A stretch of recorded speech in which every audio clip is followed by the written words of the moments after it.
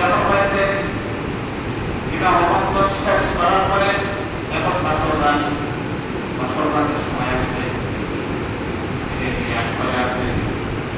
অনেক গল্প করার পরে স্বামী স্ত্রী একসাথে কথোপকথন করার পরে যখন স্বামী দেখতেছে তার স্ত্রীর পেটের মধ্যে একটা কাটা নাই, তার স্ত্রীকে বলতেছে তোমার পেটের মধ্যে একটা দাগ, স্ত্রী ডাক্তার দাগ।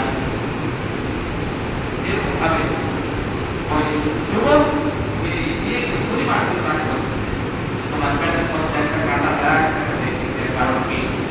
তার স্ত্রী বলতেছে এমনি একটা কাটা দাগ, কিন্তু তার স্বামী ক্রীড়াপতি করতেছে। তার স্বামী বলতেছে দয়া করে মায়া করে মেরে মানি করিয়ে এই কাটা দাগ শব্দ আমাকে জানাও, আমাকে গ্রহণ করো। মুসলমান ভাইরা আমার, বিয়ে বলতে চাইতেছে না, কিন্তু এদিকে স্বামীও ছাড়তেছে না, যেহেতু স্বামীর কান্না। তখন ওই মেয়ে স্বামীকে বলতেছে তুমি অনেক বলাবলি করতেছ, তাহলে এই ঘটনা তোমাকে একটু বলতে হয়। সম্মানিত মুসলমান কেরাম, ওই মেয়ে বলতেছে আমি যখন দুনিয়ার মধ্যে ভূমিষ্ঠ হয়েছিলাম তখন কে জানি আমার পেটের মধ্যে ছুরি দ্বারা আঘাত করেছিল, কিন্তু আমার মা এই নারী যে সমস্ত পেটের মধ্যে আঘাত করেছিল সব কিছু পেটের মধ্যে প্রবেশ করে তিনি নিজের ছুরি দিয়ে যখন আমার পেটে সেলাই করে যায়, আল্লাহ তাআলা অসংখ্য বাণী প্রাণী সুস্থ হয়ে যায়। এই কাটা আঘাতটা হলো সেই কাটাটা। সম্মানিত উপস্থিতি, আমি বলতেছি তাহলে আমাকে একজন যুবক খবর দিয়েছিল তোমার মালিকের পেট থেকে একটা সন্তান জন্মগ্রহণ করবে, কিন্তু সে অত্যন্ত সুন্দরী হবে, কিন্তু সে ১০০ সাথে আমাকে ভবিষ্যৎবাণী একটা দিয়ে দিয়েছিল, আর একটা কথা বলেছিল যে পাকা সন্তানের কারণে তার মৃত্যু হইবে। তাহলে একটু পরীক্ষা করা হোক। ওই যুবক তার স্ত্রীকে বলতেছে আমি আর একটা জিনিস তোমার কাছ থেকে জানতে চাই, যদি বলো তাহলে অত্যন্ত খুশি হব।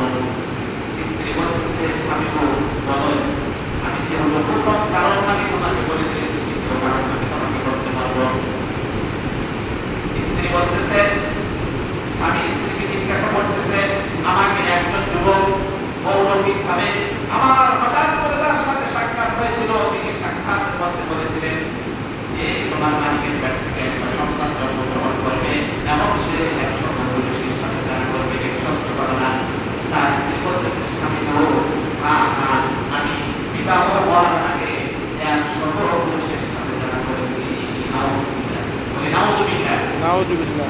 তার স্বামী বলতেছে তাহলে আর একটা পরীক্ষা আমার বাকি থাকতো, সেটা হলো আমার সন্তানের কারণে হয়তো আমার বরণ করবে, অর্থাৎ ওই মেয়েটা কিন্তু বরণ করবে, এবং ভবিষ্যৎবাণ দিয়েছিল।